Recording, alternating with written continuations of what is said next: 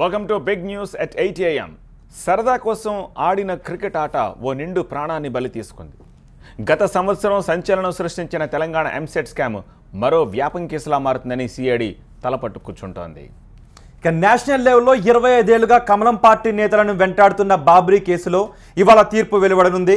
ఇక భారతీయులకు వరుసగా షాక్ ఇస్తున్న ట్రంప్ H1B వీసా నిబంధనలను కఠినతరం చేస్తూ కొత్త ఆర్డినెన్స్ పై సంతకం చేశాడు. ఇవి ఇవాల్టి బిగ్ న్యూస్. ఈ వివరాలు చూసే ముందు ఒకసారి హెడ్లైన్స్ చూద్దాం.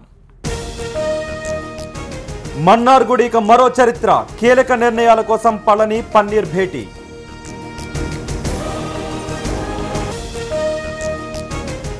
అమెరికాలో మరో జాత్యహంకార దాడి, సిక్కు యువకుడిపై తెల్లోళ్ల కావరం. కృష్ణా జలాలపై నేడు సుప్రీంలో విచారణ, త్రిసభ్య బెంచ్కు తెలంగాణ రిట్ పిటిషన్.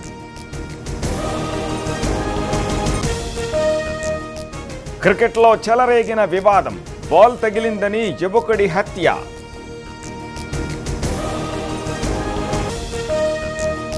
గుజరాత్ పై బెంగళూరు విన్, పోరాడి ఓడిన లయన్స్.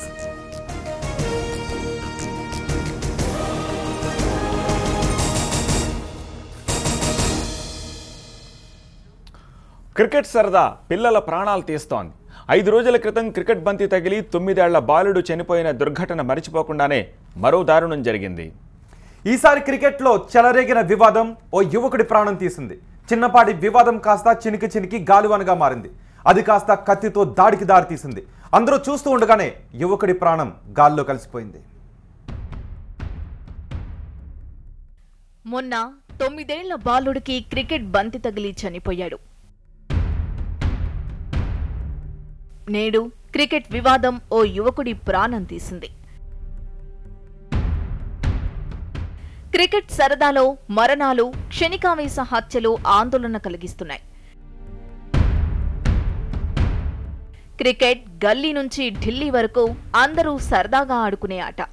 ఈ క్రికెట్ సరదాలో క్షణికావేశాలు హత్యలకు దారితీస్తున్నాయి. తాజాగా విజయవాడలో క్రికెట్ ఆటలో దారుణం జరిగింది. పిఎన్టీ కాలనీలో స్థానిక యువకులు క్రికెట్ ఆడుతున్నారు. ఈ క్రమంలోనే కిరణ్ కుమార్ అనే యువకుడు కొట్టిన బంతి తగిలి వైజయంతి అనే మహిళకు గాయాలయ్యాయి. తన తల్లికి క్షమాపణలు చెప్పాలని శ్రీకాంత్ డిమాండ్ చేశాడు. కొద్దిసేపు ఇద్దరి మధ్య తీవ్ర వాగ్వాదం జరిగింది. కిరణ్ సారీ చెప్పనని మొండికేయడంతో కత్తితో దాడి చేశాడు. ఈ దాడిలో స్పాట్లోనే చనిపోయాడు కిరణ్ కుమార్. సమాచారం అందుకున్న పోలీసులు స్పాట్కు చేరుకున్నారు. కిరణ్ను హత్య చేసి శ్రీకాంత్ అక్కడి నుంచి పరారయ్యాడు. నిందితుడి కోసం గాలిస్తున్న పోలీసులు కేసు నమోదు చేసుకుని దర్యాప్తు చేస్తున్నారు. మరోవైపు 5 రోజుల క్రితం క్రికెట్ సరదా ఓ బాలుడి ప్రాణాలు తీసింది. లీలాధర్ అనే 9 ఏళ్ల బాలుడికి క్రికెట్ బంతి తగిలి చనిపోయాడు. గుంటూరు జిల్లా బాపట్ల మండలం కొండుబొట్లవారిపాలెంలో లీలాధర్ 4వ తరగతి చదువుతున్నాడు. స్కూల్ విరామ సమయంలో తోటి విద్యార్థులతో కలిసి గ్రౌండ్లో క్రికెట్ ఆడుతున్నాడు. ఫీల్డింగ్ చేస్తున్న లీలాధర్కు క్రికెట్ బాల్ బలంగా తగిలింది. ఛాతిపై బంతి దెబ్బతో అక్కడికక్కడే కుప్పకూలిపోయాడు బాలుడు. ఆస్పత్రికి తరలించే సమయానికే పిల్లాడి ఊపిరి ఆగిపోయింది. క్రికెట్ ఆడే సమయంలో ఏమాత్రం అజాగ్రత్తగా ఉన్నా ప్రాణాలకే ముప్పు. లీలాధర్ బంతిని పట్టుకునే ధ్యాసలో అది ఛాతికి తగులుతుందని ఊహించలేదు. బంతి బలంగా తగలడంతో పసిప్రాణం విలవిల్లాడిపోయింది. నవ్వుతూ తుళ్లుతూ ఇంటి నుంచి బయటకు వెళ్లిన కొడుకు శవమై తిరిగి రావడంతో కన్నీటి పర్యంతమయ్యారు కుటుంబ సభ్యులు. సరదా కోసం ఆడే ఆటల విషయంలో జర జాగ్రత్తగా ఉండాలి. నిర్లక్ష్యంగా అజాగ్రత్తగా ఉండకూడదు. కొన్ని సందర్భాల్లో నిర్లక్ష్యం ప్రాణం తీస్తుంది. అలానే సరదా ఆటల్లో క్షణికావేశాలు కూడా జీవితాలను నాశనం చేస్తాయి. కన్నవారికి తీరని శోకాన్ని మిగులుస్తాయి. సో పిల్లలు ఆటల్లో జాగ్రత్తలు పాటించడం మర్చిపోకండి. దీనికి సంబంధించిన మరిన్ని వివరాలు మా విజయవాడ ప్రతినిధి దీప్తిని అడిగి తెలుసుకుందాం. దీప్తి, క్షణికావేశంతో జరిగిన సంఘటనగా దీన్ని పోలీసులు చూస్తున్నారా, లేకపోతే వేరే ఏదైనా కోణం ఇందులో ఉందా? పోలీసులు ఏమంటున్నారు? యాక్చువల్లీ పోలీసులు అయితే ఈ కేసుకి సంబంధించి ఇన్వెస్టిగేషన్ ఇంకా చేస్తున్నారు. దానికి సంబంధించిన రిజల్ట్ ఫైనల్గా ఎందుకు ఇలా జరిగింది అన్న ఒక కంక్లూజన్కి అయితే రాలేదు. కానీ ప్రస్తుతం మనం విజయవాడ పిఎన్టీ కాలనీలో కిరణ్ వాళ్ళ ఇంట్లో ఉన్నాం. కిరణ్ వాళ్ళ కుటుంబ సభ్యులు కొంతమంది, తల్లి, అలాగే హాస్పిటల్ దగ్గర నుంచి ఇంకా కిరణ్ డెడ్ బాడీ రాలేదు కాబట్టి కొంతమంది హాస్పిటల్ దగ్గరే ఉన్నారు. మరికొంతమంది బేసికల్గా కిరణ్ వాళ్ళు మొత్తం ముగ్గురు అక్క చెల్లెలతో పాటు కిరణ్ ఒక్క మగపిల్లవాడు ఇంటికి సంబంధించి. అయితే ఇక్కడ కొంతమంది వాళ్ళ సిస్టర్స్ ఉన్నారు, వాళ్ళ ఫ్యామిలీ మెంబర్స్, కొంతమంది హాస్పిటల్లో ఉన్నారు, కొంతమంది ఇంట్లో ఉన్నారు. ఇక్కడ పిఎన్టీ కాలనీకి సంబంధించి నిన్న జరిగిన ఈ క్రికెట్ మ్యాచ్లో బెట్టింగ్ లాంటి సంఘటనలు ఏవీ జరగలేదు అని చాలా స్పష్టంగా చెప్తున్నారు వాళ్ళ కుటుంబ సభ్యులు. కన్నీరు మున్నీరుగా వెలిపిస్తున్న వాళ్ళ సిస్టర్ ఉన్నారు ఇక్కడ, కిరణ్ వాళ్ళ సహోదరి. ఒకసారి ఆవిడతో మాట్లాడదాం. అమ్మ, నిన్న జరిగిన ఈ గొడవ కిరణ్కి శ్రీకాంత్ చౌదరికి మధ్యలో ఇది వరకు కూడా ఏమన్నా గొడవలు ఉన్నాయా? ఇలాంటి లేవమ్మ. బైక్ ఫాస్ట్గా పోనిస్తాడమ్మా. అరే చిన్న పిల్లలు రాలా పోనొచ్చుగా అని చెప్పాడమ్మా. అంతే, నువ్వు చెప్తావా ఇలాగా అని చెప్పి మొన్న గొడవ పెట్టుకున్నాడు. వాళ్ళమ్మ వచ్చి కాళ్ళు చేతులు పట్టుకుంది. అరే కిరణ్ ఏం చేయకురా అంటే ఈసారికి వదిలేసానని. నిన్న క్రికెట్ ఆడడానికి వెళ్ళాను నాన్న. బాల్ వేరే పిల్లాడు కొట్టాడంట. ఈడి మీదకి పోట్లాడికి వచ్చారు. పోట్లాడు జరుగుతానే ఉంది. కత్తి తీసి ఇటు నుంచి పొడి చేశాడు అయ్యా. మాకు న్యాయం చేయండి అయ్యా, మాకు న్యాయం చేయండి. బెట్టింగ్ ఏదో జరిగింది అంటున్నారండి, నిజమేనా? అది కాదండి, బెట్టింగ్లు ఆడే పిల్లోడు కాదండి, చిన్న పిల్లలతో ఆడాడండి. బెట్టింగ్లు అన్నీ ఆడండి. మీరు క్వార్టర్స్లో ఎవరినైనా ఎంక్వైరీ చేసుకోండి. నిన్న జరిగిన ఈ క్రికెట్ మ్యాచ్ లో బెట్టింగ్ అయితే 100% జరగలేదు అని చెప్తున్నారు. అలాగే చిన్న చిన్న పిల్లలతో కలిసి ఆడారు అని చెప్తున్నారు. ఇక్కడ ఇంకొక అతను ఉన్నాడు, చిన్న పిల్లాడు. నిన్న ఇతను కూడా ఆడాడు. నిన్న జరిగిన క్రికెట్ మ్యాచ్ లో అంటే శ్రీకాంత్ అండ్ కిరణ్ క్రికెట్ ఆడేటప్పుడు ఇంత ఏజ్ పిల్లలతో కూడా ఆడిన మ్యాచ్. నాన్న నువ్వు చెప్పు, అక్కడ ఉన్నావు కదా, నిన్న అసలు ఏం జరిగింది మొత్తం ఒక్కసారి చెప్పు, ధైర్యంగా చెప్పు, పర్వాలేదు చెప్పు. బాల్ వేరే వాళ్ళు కొడితే అక్కడ తగిలితే కిరణాన్ని కొట్టడానికి గొడవకు వచ్చాడు. బాల్ బయటకి విసిరేసాడు. తెచ్చుకుంటే మళ్ళీ గంటసేపు తర్వాత వచ్చాడు. బీర్ బాటిల్ పట్టుకుని వస్తే మళ్ళీ అందరు గొడవ పెట్టి పసిస్తారు. మళ్ళీ మెల్లిగా వెళ్ళి చాక్ తీస్తాడు. ఎందుకురా బూతులు తిడుతున్నావు అని చాక్తో పొడిస్తాడు మెల్లిగా. ఎవరు బూతులు తిడుతున్నారు? శ్రీకాంత్. సో ఎస్, చిన్న పిల్లవాడు కొంచెం కంగారు పడుతున్నాడు చెప్పడానికి. నిన్న అసలు జరిగిన సంఘటన ఏంటంటే క్రికెట్ మ్యాచ్ ఆడుతున్నారు పిఎన్టీ కాలనీలో. కొంతమంది క్రికెట్ మ్యాచ్ ఆడడానికి అంటే ఎగ్జాక్ట్గా ఇంటి ముందరున్న కాంపౌండ్లో ఇది ఒక గ్రూప్ అపార్ట్మెంట్స్ లాగా ఉంటుందన్నమాట. ఇక్కడ క్రికెట్ ఆడడానికి అంత స్కోప్ ఉండదు కాబట్టి కొంత దూరం వెళ్ళి బయట క్రికెట్ ఆడే సందర్భం కనిపిస్తుంది మనకి. అయితే బాల్ ఎవరో కొట్టారు. మొత్తం క్రికెట్ మ్యాచ్ ఆడడం అంటే 2 టీమ్స్ ఉంటే మనందరికీ తెలిసిందే. బ్యాటింగ్కి సంబంధించి వేరే వ్యక్తి ఎవరో బ్యాటింగ్ చేస్తున్నప్పుడు పొరపాటున ఆ బాల్ వెళ్ళి ఎవరైతే శ్రీకాంత్ చౌదరి మదర్ ఉన్నారో వైజయంతి అని చెప్పబడుతున్నారు, ఆవిడకి కాలు దగ్గర బాల్ తగిలింది అని చెప్తున్నారు.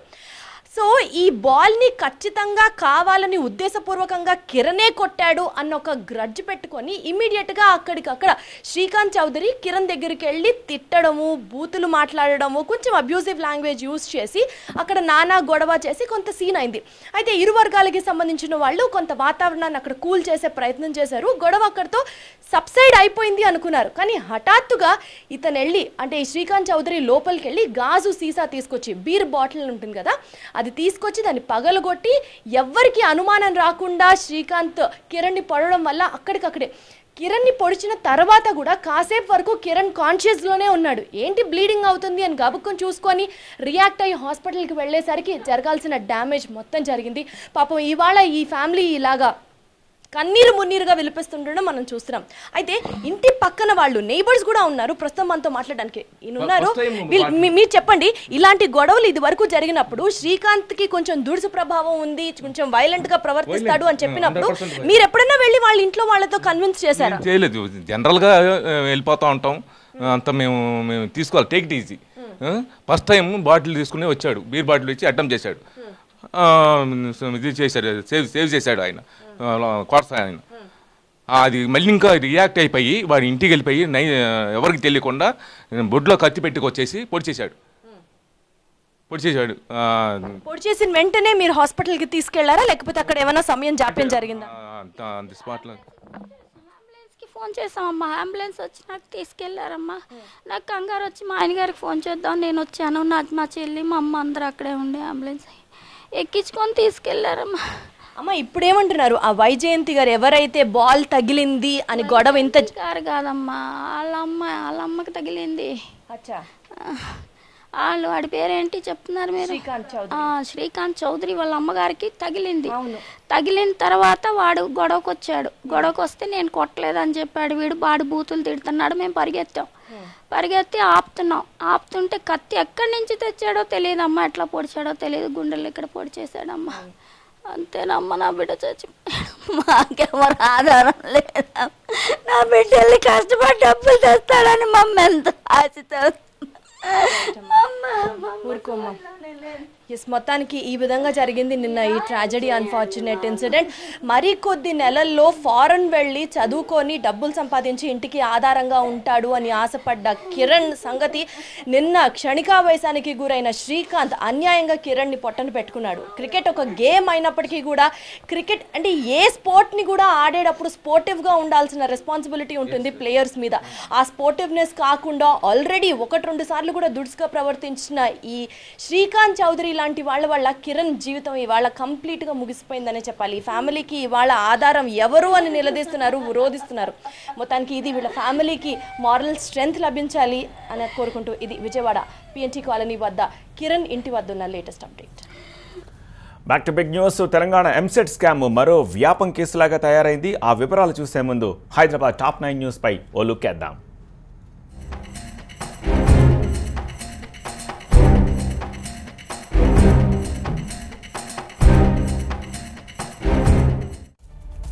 హైదరాబాద్లో 1,00,000 డబుల్ బెడ్రూమ్ ఇళ్లు కట్టి తీరుతామని అన్నారు మంత్రి కేటీఆర్. ఫిలిం నగర్లోని గౌతమ్ నగర్ కమ్యూనిటీ హాల్ను కేటీఆర్ ప్రారంభించారు.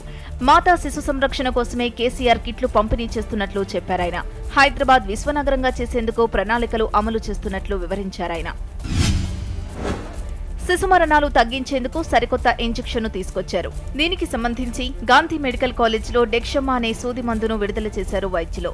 ప్రసవానికి 2 రోజుల ముందు 4 డోసుల ఇంజెక్షన్ తల్లికిస్తే నెలలు నిండక ముందు పుట్టే బిడ్డలకు ఎలాంటి ప్రమాదం ఉండదని చెబుతున్నారు వైద్యులు. తెలంగాణ ఉద్యోగుల సమస్యల్ని పరిష్కరించేందుకు ప్రభుత్వం సిద్ధంగా ఉందని రాష్ట్ర వైద్య శాఖ మంత్రి లక్ష్మారెడ్డి అన్నారు.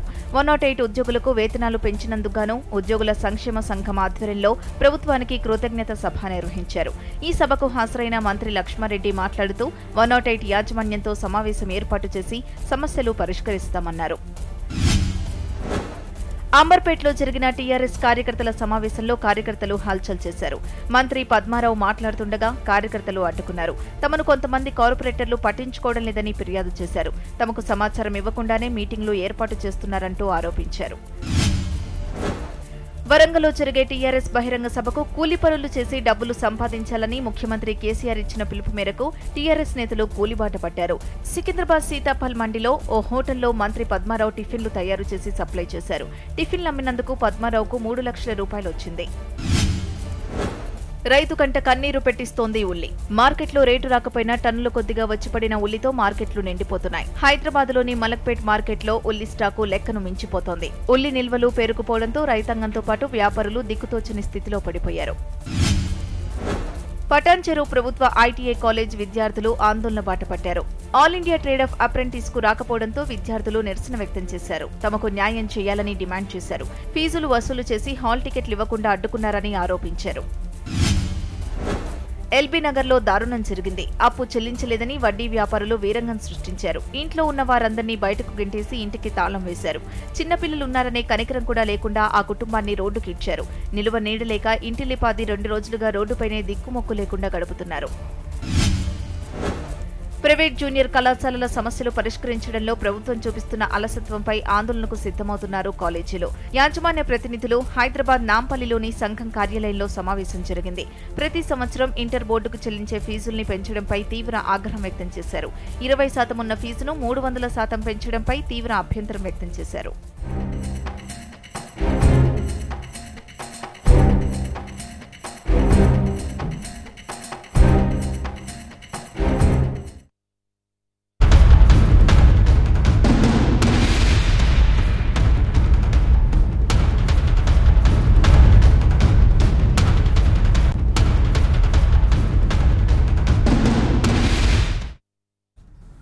తెలంగాణ ఎంసెట్ స్కామ్ విచారణ వ్యాపం కేసును తలపిస్తోంది. అప్పట్లో సంచలనం సృష్టించిన వ్యాపం కేసులో నిందితులు వరుసగా మృత్యువాత పడ్డట్లుగానే ఇప్పుడు తెలంగాణ ఎంసెట్లో కూడా నిందితులు వరుసగా మరణిస్తూ ఉండడంతో విచారణ జరుపుతోన్న సిఐడి అధికారులు కంగు తింటున్నారు. ఎంసెట్ పేపర్ల లీకేజీలో కీలకంగా వ్యవహరించిన కమలేష్ కుమార్ సింగ్ పోలీస్ కస్టడీలో మరణించడం, ఆ తర్వాత ఈ కేసులో మరో నిందితుడు రావత్ కూడా అనుమానాస్పదంగా చనిపోయినట్లు వెల్లడవడంతో సిఐడి అవాక్కయింది. ఎంసెట్ లీకేజ్ కేసులో కీలక నిందితుల్లో ఒకరైన ఎస్పీ సింగ్ ని ఆదివారం ఢిల్లీలో అదుపులోకి తీసుకున్నారు సిఐడి అధికారులు. అనంతరం ప్రశ్నాపత్రాలు ప్రింటింగ్ చేసిన సెక్యూరిటీ ప్రింటింగ్ ప్రెస్ కు తీసుకువెళ్లి ఎస్పీ సింగ్ ను విచారించారు. ఈ సందర్భంగా అసలు ఎంసెట్ ప్రశ్నాపత్రం బయటకు తీసుకొచ్చిందే రావత్ అని విచారణలో తెలిపాడు ఎస్పీ సింగ్. మరోవైపు అసలు రావత్ అనుమానాస్పద స్థితిలో చనిపోయినట్టు మరో బాంబు పేల్చాడు. దీంతో సిఐడి అధికారులు కంగు తిన్నారు. ఇప్పటికే ఈ కేసులో కీలక నిందితుడు కమలేష్ కుమార్ సిఐడి కస్టడీలోనే గుండెపోటుతో చనిపోయాడు. ఇప్పుడు రావత్ కూడా అనుమానాస్పదంగా చనిపోయాడు అన్న వార్త కలకలంగా మారింది. వ్యాపం కేసు తరహాలో ఎంసెట్ లీకేజ్ నిందితులు కూడా వరుసగా చనిపోవడం పలు అనుమానాలకు తావిస్తోంది. ఎస్బీ సింగ్ను నాంపల్లి న్యాయస్థానంలో రేపు హాజరుపరచనున్నారు. తనని కస్టడీకి ఇవ్వాలని సిఐడి తరపు న్యాయవాది కోర్టులో పిటిషన్ వేశారు. సింగ్ను విచారిస్తే ఈ స్కామ్కు సంబంధించిన మరిన్ని రహస్యాలు వెలుగులోకి వస్తాయంటున్నారు సిఐడి అధికారులు.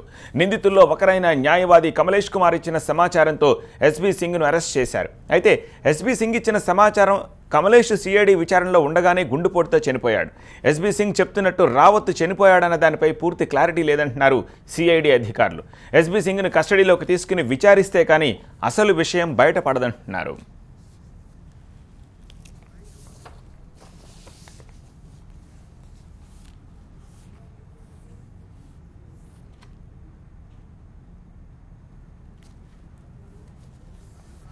ఫ్రూట్ మార్కెట్లో ప్రాణాంతకంగా మారిన కార్బైడ్ కంపు. ఆ వివరాలను చూడడానికి ముందుగా తెలంగాణ టాప్ 9 న్యూస్ పై ఓ లుక్ వేద్దాం.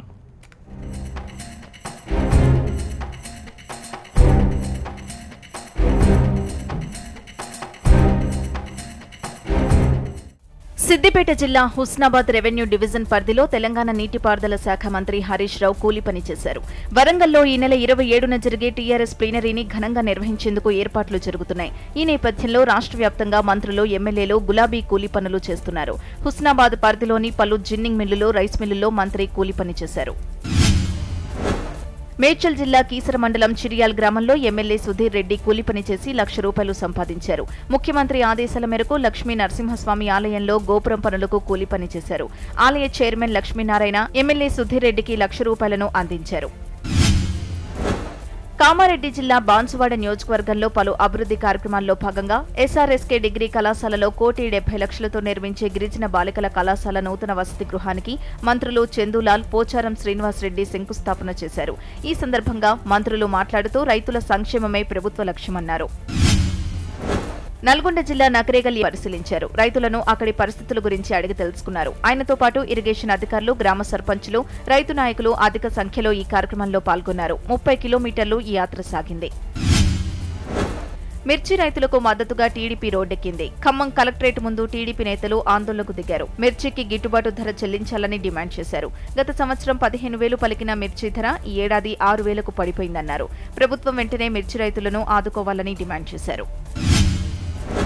తెలంగాణ వైద్య సేవలు మౌలిక సదుపాయాల అభివృద్ధి సంస్థ చైర్మన్ గా కృష్ణమూర్తి హైదరాబాద్ బాధ్యతలు చేపట్టారు. కోటిలోని వైద్య విద్యా విధాన పరిషత్ కార్యాలయంలో జరిగిన కార్యక్రమంలో హోంమంత్రి నాయిని నరసింహారెడ్డి, మంత్రులు లక్ష్మారెడ్డి, మహేందర్ రెడ్డిలో పాల్గొన్నారు. దేశంలోనే తెలంగాణ రాష్ట్రాన్ని వైద్య సదుపాయాల్లో నెంబర్ 1గా తీసుకొచ్చేందుకు సీఎం కేసీఆర్ కృషి చేస్తున్నారని కృష్ణమూర్తి అన్నారు. ఖమ్మం పట్టణంలో ప్రైవేటు ఆసుపత్రులపై వైద్య ఆరోగ్య శాఖ అధికారులు దాడులు నిర్వహించారు. లింగ నిర్ధారణ పరీక్షలు నిర్వహిస్తున్నారనే ఆరోపణలు రావడంతో ఈ దాడులు చేశారు. ఈ నేపథ్యంలో దాడులు చేసిన డీఎంహెచ్ఓ బృందం నిబంధనలు పాటించని ఆసుపత్రుల్ని సీజ్ చేశారు. మహబూబ్నగర్ జిల్లాలో ఎండలు మండుతున్నాయి. 45 డిగ్రీల ఉష్ణోగ్రతలు నమోదవుతున్నాయంటే పరిస్థితులు ఎలా ఉన్నాయో అర్థం చేసుకోవచ్చు. అతి ముఖ్యమైన పనులుంటే మాత్రమే జనం బయటకొస్తున్నారు. ఇప్పుడే ఇలా ఉంటే వచ్చే మే నెలలో పరిస్థితులు ఎలా ఉంటాయోనని ప్రజలు భయపడుతున్నారు. భద్రాద్రి కొత్తగూడెం జిల్లా మనుగురు మండలం మల్లేపల్లి దగ్గర సింగరేణి ఇటీవలే ప్రారంభించిన ఓపెన్ కాస్ట్ గనిలో బొగ్గు లోడ్ చేసేందుకు నిర్మించిన బంకర్ కుప్పకూలింది. ఈ ప్రమాదంలో 2 సింగరేణి కార్మికులు మృతి చెందారు. వీరి మృతదేహాల్ని బయటకు తీసుకొచ్చేందుకు అధికారులు చాలా శ్రమ పడాల్సి వచ్చింది.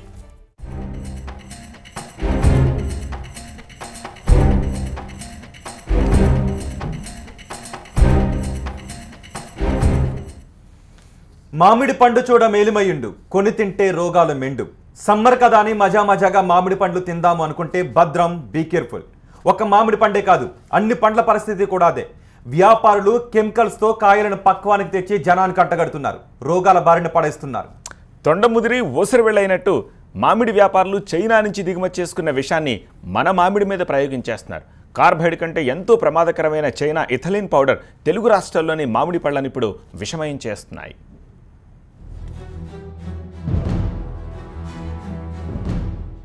అప్పుడే చెట్టు నుండి కోసుకొచ్చినట్లు పచ్చగా నిగనిగలాడతాయి. రంగు చూసి టెంప్ట్ అయితే రోగాలు గ్యారెంటీ.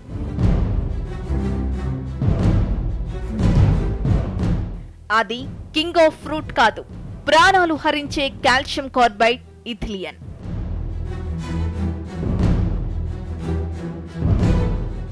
మామిడి వ్యాపారులు మళ్లీ అడ్డదారులు తొక్కుతున్నారు. ప్రజారోగ్యానికి పాతర పెట్టి సంపాదనే లక్ష్యంగా మ్యాంగో ప్రియులకు రోగాలు కానుకగా ఇస్తున్నారు. ఎప్పట్లాగే మామిడికాయల్ని త్వరగా పక్వానికి తెచ్చేందుకు వ్యాపారులు ప్రమాదకర రసాయనాలను ఉపయోగిస్తున్నారు. తెలుగు రాష్ట్రాల్లో విజయవాడ, హైదరాబాద్, వరంగల్లో పండ్ల దుకాణాలపై అధికారులు చేసిన దాడుల్లో కార్బైడ్, చైనా నుంచి దిగుమతి చేస్తున్న పౌడర్ల బండారం బయటపడింది. కాల్షియం కార్బైడ్ ను పొట్లాల్లో పెట్టి మామిడికాయల పెట్టెల్లో ఉంచి ప్యాకింగ్ చేస్తున్నారు. దీనివల్ల మామిడికాయల్లో రసాయనిక చర్యలు జరిగి త్వరగా పక్వానికొస్తాయి. నిగనిగలాడే బంగారపు రంగుకు వచ్చి నోరూరించేలా చేస్తాయి. అయితే కార్బైడ్ వాడకాన్ని ప్రభుత్వం నిషేధించింది.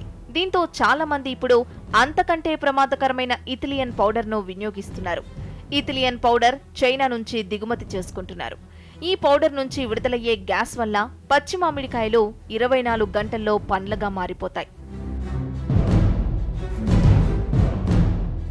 చైనా నుంచి ఇథిలియన్ పౌడర్ ముంబై వస్తుంది. అక్కడి నుంచి హైదరాబాద్, వరంగల్ నగరాలకు తీసుకొస్తున్నారు. తెలంగాణలో హైదరాబాద్ తరువాత వరంగల్లోనే పెద్ద ఫ్రూట్ మార్కెట్ ఉంది. ఈ రెండు చోట్ల వ్యాపారులు కృత్రిమంగా మామిడి పండ్లను పక్వానికి తెస్తూ ప్రజల ఆరోగ్యంతో ఆటలాడుకుంటున్నారు. పక్కా సమాచారం అందుకున్న పోలీసులు ఏపీలోని పలు ప్రాంతాలు, హైదరాబాద్, వరంగల్లోని పండ్ల దుకాణాలు, గోడౌన్లపై దాడులు చేశారు. కార్బైడ్, చైనా నుంచి దిగుమతి చేసుకున్న పౌడర్ను స్వాధీనం చేసుకున్నారు. ఎవరైతే ఈ కెమికల్స్ ఇబ్బడిముబ్బడిగా అమ్ముతున్నారో వాళ్ళ షాపుల మీద, డీలర్స్ మీద, డిస్ట్రిబ్యూటర్ల మీద కూడా మేము ఈ క్రిమినల్ కేసులోకి తీసుకుని వస్తాం. ఎందుకంటే ఆ కెమికల్స్ వాడే ఇప్పుడు కార్బండిజం అనేది ఒక ఫంగిసైడ్. అది ఫంగల్ డిసీజ్ని, క్రానిక్ ఫంగల్ డిసీజ్ రాకుండా ఉండటానికి ఆ సీడ్ ట్రీట్మెంట్కు వాడతారు. మామిడి పండ్లను కృత్రిమంగా పక్వానికి తీసుకొచ్చే ఈ పౌడర్ వల్ల అనేక అనారోగ్య సమస్యలు వస్తాయని డాక్టర్లు చెబుతున్నారు. క్యాన్సర్ వంటి ప్రాణాంతక వ్యాధులు కూడా వస్తాయంటున్నారు. పండ్లలో కాల్షియం కార్బైడ్ వాడకాన్ని రాష్ట్ర ప్రభుత్వం నిషేధిస్తూ జీవో 288ని విడుదల చేసింది. అయినా పళ్ల వ్యాపారులు దీన్ని ఖాతరు చేయడం లేదు. ఇప్పుడు లేటెస్ట్ గా ప్రమాదకరమైన ఇథిలియన్ పౌడర్ ను వినియోగిస్తున్నారు. ఈ కెమికల్ పదార్థాలతో జనానికి క్యాన్సర్ నంటగడుతున్నారు. ఇప్పటికైనా వ్యాపారులకు ముక్కుతాడు వేసి రసాయనాల వాడకాన్ని అరికట్టాలని ప్రజలు కోరుతున్నారు. ఇక ఏపీ పాలిటిక్స్ విషయానికి వద్దాం. ఏపీ పాలిటిక్స్ లో లెటర్ వార్ నడుస్తోంది. ఇప్పుడు ఆ వివరాలు చూడడానికి ముందుగా ఏపీ టాప్ 9 న్యూస్ పై ఓ లుక్ వేద్దాం.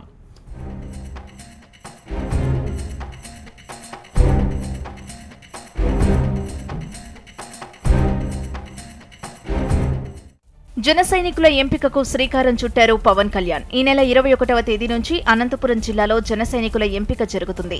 వేలాది దరఖాస్తులు రావడంతో అర్హత పరీక్ష నిర్వహించి ఎంపిక చేస్తామని ప్రకటించారు పవన్ కళ్యాణ్. మచ్చలేని వారు, ప్రజల సేవకు అంకితమయ్యే వారికే జనసేనలో చోటుంటుందని స్పష్టం చేశారు.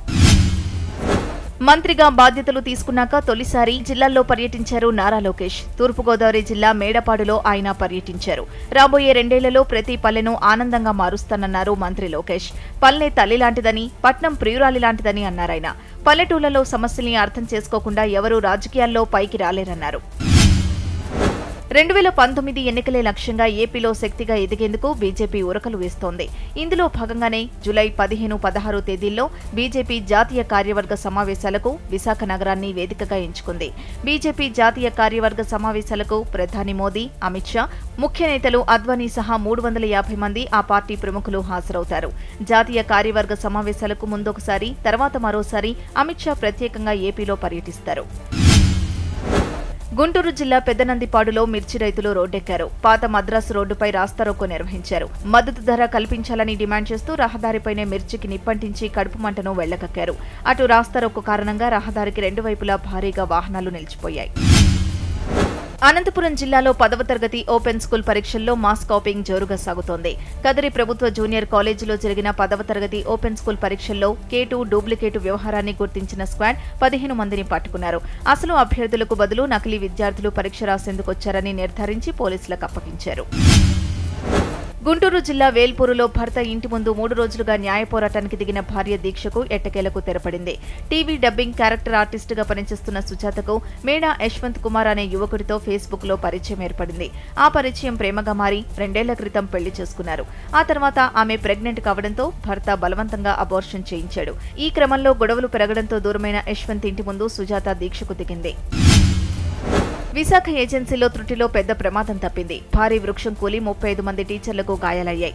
జీమాడుగుల మండల కేంద్రంలో విద్యాశాఖ అధికారి సమావేశానికి హాజరైన టీచర్లు తిరిగి వెళ్తుండగా ఈదురుగాలులతో కూడిన వర్షం కురిసింది. అయితే వర్షంతో టీచర్లంతా పక్కనే ఉన్న ఓ షెడ్లోకి వెళ్లారు. అదే సమయంలో గాలికి ఓ భారీ వృక్షం టీచర్లున్న షెడ్డు మీద పడింది. దీంతో షెడ్డు కిందున్న టీచర్లకు తీవ్ర గాయాలయ్యాయి. పశ్చిమ గోదావరి జిల్లా తణుకు మండలం దువ్వ గ్రామంలో విషాదం చోటు చేసుకుంది. గ్రామంలో జరిగిన అగ్ని ప్రమాదంలో ఓ ఇల్లు పూర్తిగా కాలిపోయింది. ఈ మంటల్లో ఇంటి యజమాని వేగిరౌతు సత్యనారాయణ, మణికుమారి దంపతులు సజీవ దహనమయ్యారు. కర్నూలులో బల్లాల దేవుడు సందడి చేశాడు. సురేష్ ప్రొడక్షన్స్ బ్యానర్ పై డైరెక్టర్ తేజ దర్శకత్వంలో నేనే రాజు నేనే మంత్రి చిత్రీకరణ జరుగుతోంది. హీరో రానా షూటింగ్ లో పాల్గొన్నాడు. కర్నూలు కొండారెడ్డి బుర్జు, వన్ టౌన్ రాజ్ విహార్, మరికొన్ని ప్రాంతాల్లో పలు సన్నివేశాలు చిత్రీకరించారు. రానాతో పాటు శివాజీ రాజా, ఇతర నటీనటులపై కీలక సన్నివేశాలు చిత్రీకరించారు.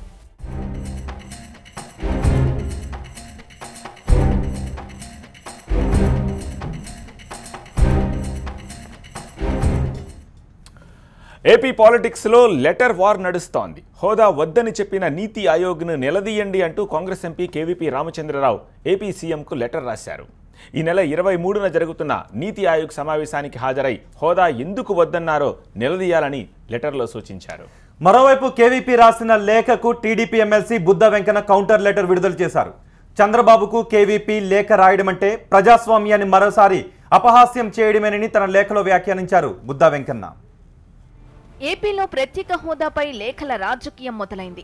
ఏపీకి ప్రత్యేక హోదా సాధన కోసం సీఎం చంద్రబాబు పోరాటం చేయాలంటూ లేఖాస్త్రం సంధించారు కాంగ్రెస్ ఎంపీ కేవీపీ రామచంద్రరావు. అయితే కేవీపీ లెటర్కు టీడీపీ నేతలు కూడా అదే రేంజ్లో కౌంటర్ లెటర్లు విడుదల చేస్తున్నారు. ఏపీకి హోదా ఇవ్వాలని రాజ్యసభలో ప్రైవేట్ బిల్లు పెట్టిన రామచంద్రరావు మొన్న చర్చలోనూ కీలకంగా వ్యవహరించారు. ఏపీకి హోదా కావాల్సిందేనంటూ పట్టుబట్టారు. సభ ముగిసిందో లేదో సందర్భం చూసుకొని ఏపీ సీఎం చంద్రబాబుకు లెటర్ రాశారు. నీతి ఆయోగ్ వద్దన్న కారణంగా ఏపీకి హోదా ఇవ్వలేదని చెబుతున్న వాళ్లకు సమాధానం చెప్పాలన్నారు కేవీపీ. ఈ నెల 23న జరుగుతున్న నీతి ఆయోగ్ సమావేశానికి హాజరై హోదా ఎందుకు వద్దన్నారో నిలదీయాలని లెటర్లో సూచించారు.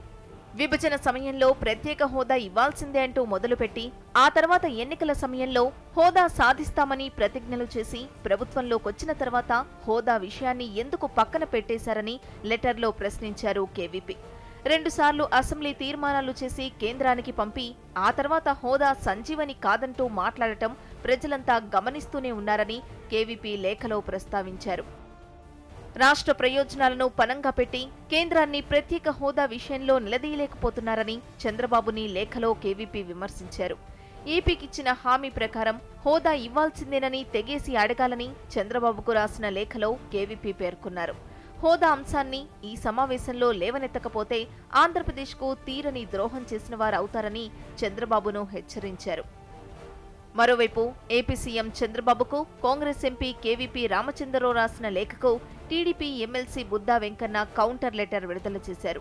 చంద్రబాబుకు కేవీపీ లేఖ రాయడమంటే ప్రజాస్వామ్యాన్ని మరోసారి అపహాస్యం చేయడమేనని తన లేఖలో వ్యాఖ్యానించారు బుద్ధా వెంకన్న. హోదా వల్ల వచ్చే నిధుల కంటే అదనంగా వచ్చే విధంగా విదేశీ రుణాల ఏర్పాటు కేంద్రం చేసిందని అందులో తెలిపారు. విదేశీ రుణాలను కేంద్రమే చెల్లిస్తుందని చెబుతూ ఇప్పటికే 16,000 కోట్ల విలువైన ప్రాజెక్టులు రెడీ అవుతున్నాయని బుద్ధా వెంకన్న తన లేఖలో తెలిపారు. హోదా గురించి మాట్లాడుతున్న కేవీపీ రామచంద్రరావుకు చిత్తశుద్ధి ఉంటే విభజన బిల్లులో హోదా అంశాన్ని ఎందుకు చేర్పించలేదని ప్రశ్నించారు టీడీపీ ఎమ్మెల్సీ. మొత్తానికి ఏపీకి ప్రత్యేక హోదా సాధన కోసం పోరాటం చేయాల్సింది పోయి లేఖాస్త్రాలతో విమర్శలు చేసుకుంటున్నాయి రాజకీయ పార్టీలు.